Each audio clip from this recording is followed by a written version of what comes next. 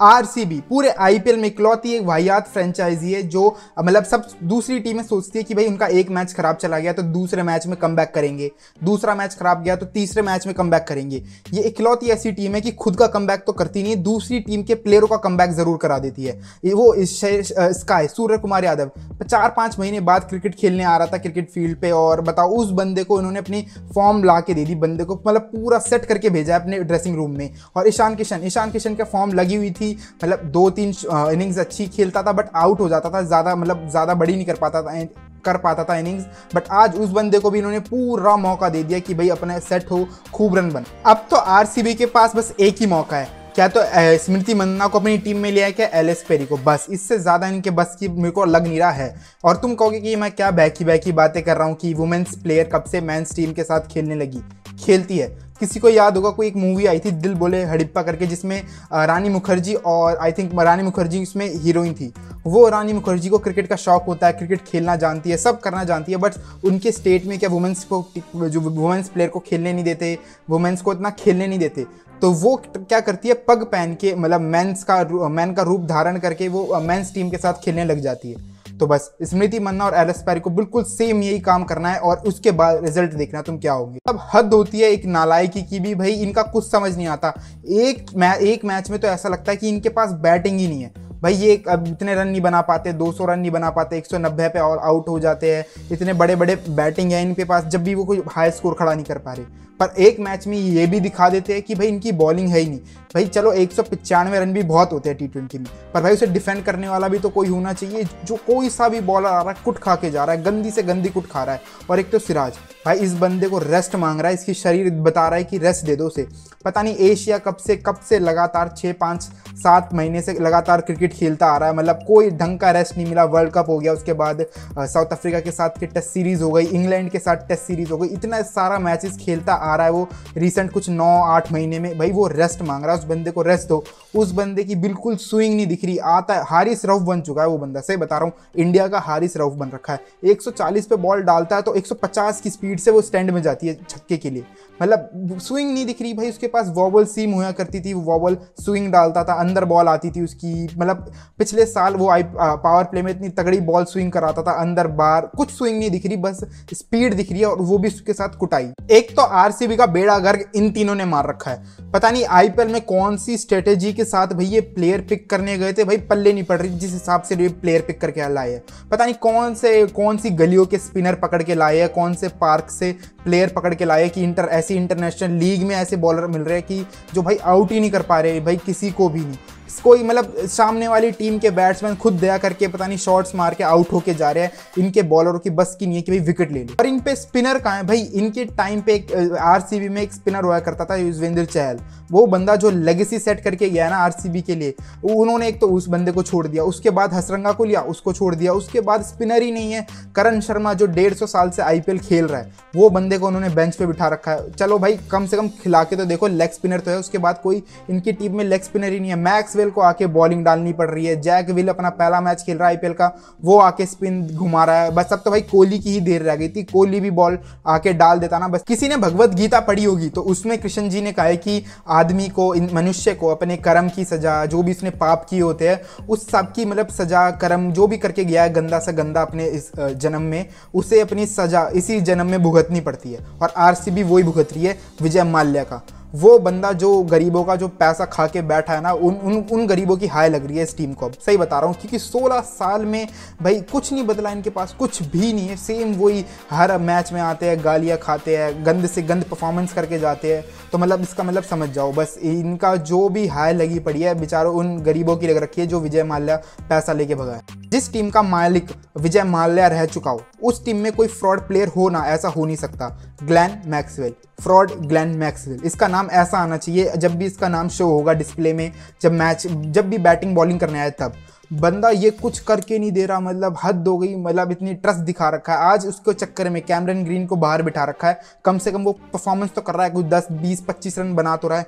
ये बंदा डक 1 2 3 पे आउट होके जा रहा है, मतलब हद होती है। मतलब बॉय ने अपना मतलब फुल समर कैंप समझ रखा है, इंडिया में आ रखा है समर वेकेशन के लिए, बस और कुछ काम नहीं कर रहा है। ताज में घूम रहे, कभी कभी पता नहीं ITC ग्रैंड चोला जा रहे हैं, दुनिया में भाई इंडिया के बड़े बड़े होटलों में जाके मजे ले रहे हैं, बस क्रिकेट इन्हें धेले भर का नहीं खेलना। पता नहीं क्या ही परफॉर्मेंस, रद्दी भर की परफॉर्मेंस कर रहा है। और अच्छा इसे भाई इंजरी हुई है, आज कुछ ग्राउंड के बाहर गया, तब जाके कुछ भला हो, अगले मैच में कोई इंडियन प्लेयर लाए। साई प्रभु देसाई इनका भाई बेंच पे एक प्लेयर बैठा है, इतना उसकी मतलब इतना IPL में वो खेला नहीं है, पर जितनी इनिंग्स खेली है उस बंदे ने, मतलब क्लास जिसे कहते हैं ना, शो कर देता है वो। मतलब ऋतुराज जैसा प्लेयर लगता है मेरे को, टाइमिंग भी है उसमें, स्पिन अच्छी खेलता है। तो भाई उस बंदे को बेंच से उठा के टीम में लाओ। अनुज रावत, जिन्होंने भाई जिस बंदे ने चेन्नई के सामने फाइट की थी, जिस बंदे ने चेन्नई के सामने थोड़ा टारगेट दिया था, उस बंदे को इन्होंने बेंच पे उठा रखा और मैक्सवेल को खिला। मुंबई इंडियंस को आज के मैच के लिए 195 रन चेस करने थे अपनी सेकेंड इनिंग्स में, और RCB के स्टार्टिंग के 2 ओवर हटा दो स्टार्टिंग के पावर प्ले में, उसमें अच्छी बॉलिंग की थी उन्होंने। उसके बाद और जब तक मैच खत्म नहीं हुआ, उन्होंने लगातार कुट खाई है। हर ओवर में 6 चौका 27 रन के ओवर आ रहे हैं, 25 रन के ओवर आ रहे हैं, 20 रन के ओवर आ रहे हैं।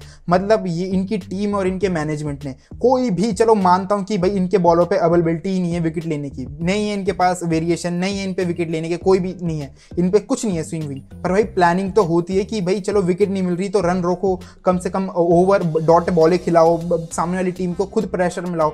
कुछ नहीं है, पता नहीं टीम मीटिंग में, पता नहीं कौन सी टीम मीटिंग में किटी पार्टी कर रहे होते हैं, अब ये कुछ पता नहीं है भाई इनका। मतलब अरे एक सेंस होता है गेम का कि भाई चलो विकेट नहीं मिलती है, एक टाइम पे होता है, नॉर्मल है भाई, एक गेम का एक फेज होता है कि जब टीम को विकेटें नहीं मिलती, बट उस टाइम भाई रनों पे तो कंट्रोल लाओ। इनका ना रन पे कंट्रोल होता ना विकेट मिलती। ईशान किशन, जिस बंदे की मेंटल हेल्थ खराब चल रही थी, उस बंदे की मेंटल हेल्थ ठीक हो गई RCB का बॉलिंग लाइनअप देख के। मतलब बॉय ने क्या ही क्लास इनिंग्स खेल के गया, 1-2 तो भाई जो पुल शॉट पे छक्के मारे हैं, मतलब मजा ही आ गया उस बंदे की बैटिंग देख के। और जिस इंटेंट से क्लियर लग रहा था वो कि आर क्या पार, मतलब हर बॉल पे जो क्रिकेटिंग शॉट जो उसने खेले, ऐसा नहीं कोई हर बॉल पे लप्पा घुमा रहा है, 1-2 पुल शॉट जो खेले, एक जो स्ट्रेट जो सामने 1-2 छक्के मारे, मतलब मजा ही आ गया उसकी बैटिंग देख के।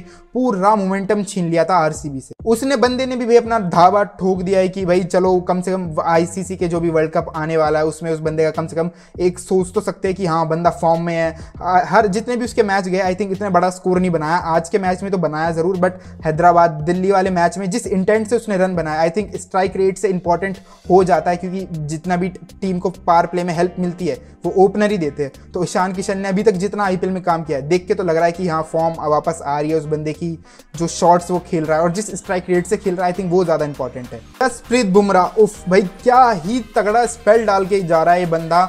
मुंबई इंडियंस में अभी तक मुंबई इंडियंस को बचा रखा है ना किसी ने, तो वो है जसप्रीत बुमराह। दिल्ली वाला मैच जो जीते थे वो इसी की बंदे की वजह से जीते थे, क्योंकि उसने आखिर उसके 4 ओवर में कुछ 22 रन पड़े थे बस, और जिस हिसाब से उसने पृथ्वी शॉ को आउट किया था, स्टब्स को आई थिंक 19वां ओवर डाल के गया था वो, तो मतलब उस बंदे की डेथ बॉलिंग, ओपनिंग स्पेल, मतलब तीनों ही जितनी फेज में बॉलिंग करने आता है, मतलब उसमें ऐसा लगता ही नहीं है कि भाई ये क्या कुछ नहीं कर सकता।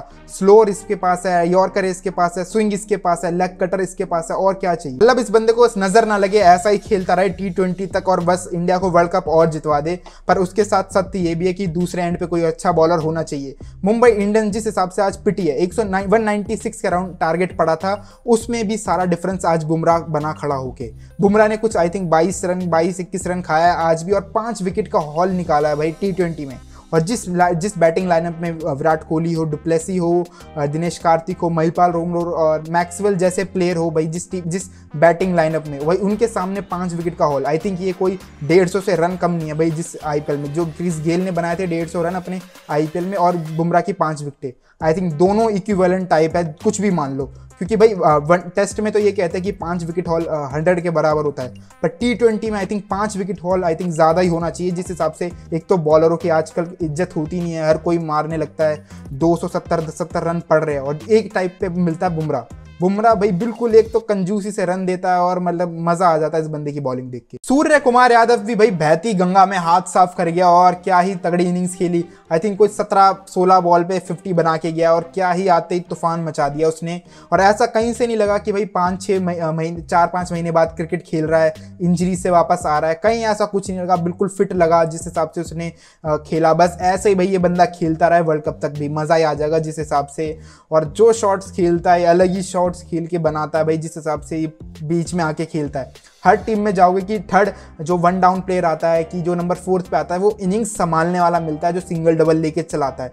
सूर्य कुमार यादव इकलौता ऐसा बंदा है कि जो आके चार्ज करता है, वो छक्के चौके मारता है, सिंगल डबल तो दूर की बात है, वो मतलब पहला शॉट वो छक्का मार देगा, इतना दम रखता है वो। आज का मैच बेशक मुंबई जीत गई हो, पर एक चीज वो कभी नहीं बदली, वो है हार्दिक को गाली खाना। मतलब आज भी बॉय ने खूब गालियां खाए, बू बू खाई है, कोहली भी थक गया भाई चुप हो जाओ तुम्हारा कैप्टन है, पर लोग मान के नहीं दे रहे। और आई थिंक सही बताऊं, हार्दिक की बदली बुमराह को भाई कैप्टन डिजर्व करता है वो, जिस हिसाब से एक तो इंडिया का टेस्ट क्रिकेट का वाइस कैप्टन वैसे ही है, और T20 में भाई जिस हिसाब से पैट कमिंस है ना, और भाई बुमराह भी, एक तो बॉलिंग में से कोई कमी लगती है नहीं बुमराह के, तो भाई क्यों ना भाई उसे Mumbai Indians as a captain भी ग्रो कर सकती थी उस पांड्या के पीछे भगे जो भी। मतलब दिनेश कार्तिक जो आज उस पर चार्ज की है, दिनेश कार्तिक का एक सिंपल रूल था, बाउंड्री दिनेश कार्तिक के लिए पीछे थी। सब वी में खेलना चाहते हैं, सब ड्राइवे मारते हैं, सब पुल मारते हैं, कट मारते हैं, दिनेश कार्तिक की बाउंड्री ही पीछे थी, थर्ड मैन विकेट कीपर के पीछे। मतलब क्या ही बैटिंग करके गया वो, 1-2 शॉट तो भाई, मतलब वर्ल्ड कप का साल हो और दिनेश कार्तिक ऐसी इनिंग्स खेले, ऐसी ना खेले, हो ही नहीं सकता।